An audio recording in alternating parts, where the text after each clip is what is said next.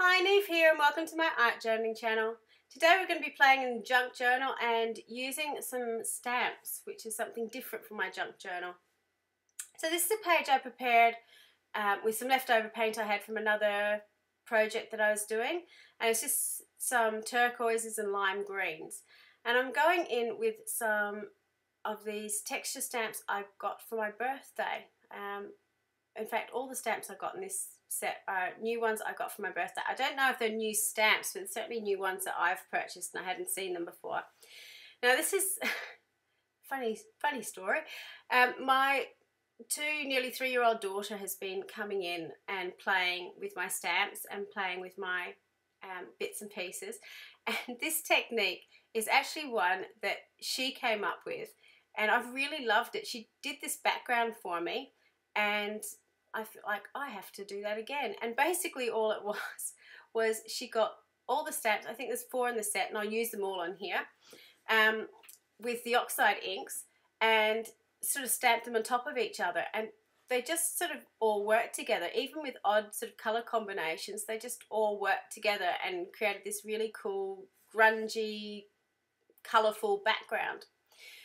So I'm just going through with the oxides in Squeezed Lemons, Twisted Citron, I think it is, Mermaid Lagoon, and I'm not sure what the other colour is going to be. I think it might be the purple, I'm not 100% sure. But just going in and stamping them down onto the background.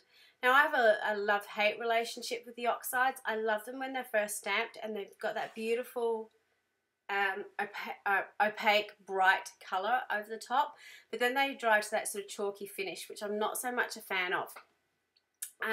But they do react differently on painted surfaces, which I found doing this page. Now, the entire background is painted with acrylic paint, so it doesn't have the oxide ink doesn't have a chance to absorb into the page as much as it does on absorbent papers and just leave that chalky finish.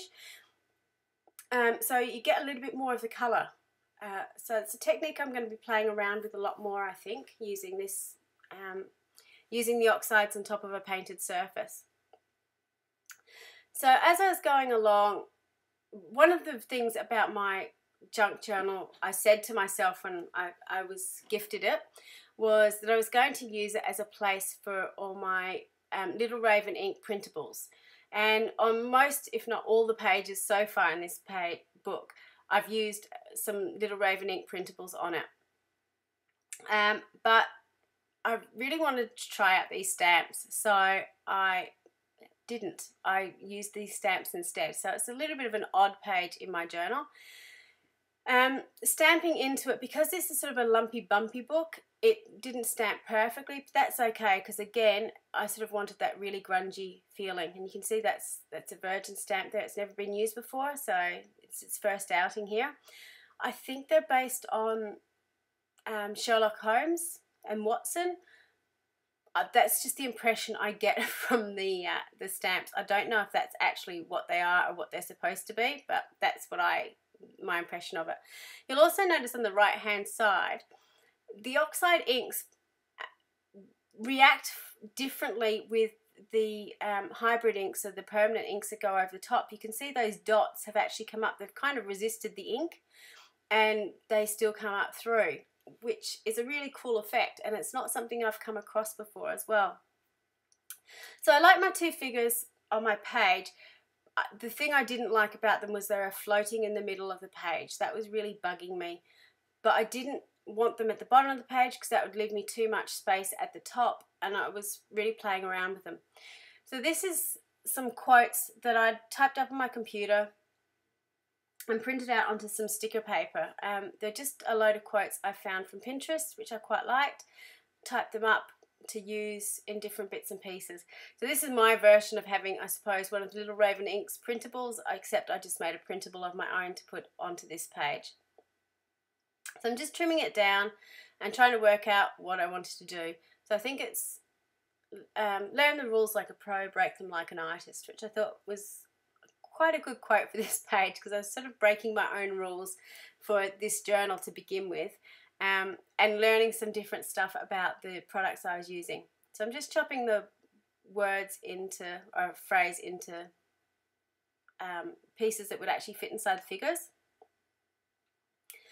And one of the things I love about having stuff printed on printer paper is, sticker paper, is I can just stick them down on the page. I don't need to worry about any adhesives ruining my page, or sort of glue seeping out, or double-sided tape catching on things. I can just stick them down and I know that I'm going to be happy with them.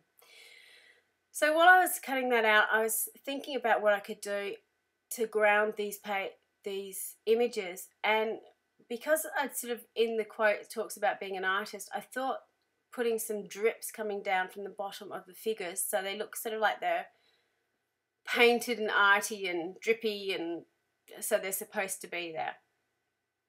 I'm just giving myself prepared. I've got some drawing ink and some extra paper towel just to catch any of the drips, and then just sort of painting it along. And I'm kind of cheating because I'm kind of helping the drips come down. I watered down the ink somewhat because the image itself isn't a stark black image. It would have been odd if I'd had a really sort of deep black dripping down the end. It wouldn't have sort of fitted into what I was doing. So just by making it a little bit more watery, it kind of made it look like it belonged there more than if it had been a stark black colour. Now you can certainly play along with your drips and make them more drippy. I find sometimes I have to add a little bit of extra water just to help them run where I need them to go. So just play along with them, but they're fun to do, and I really like the effect of them when they're finished. And now I'm just sticking down my quote. This page finished. It was a really, really simple page to do.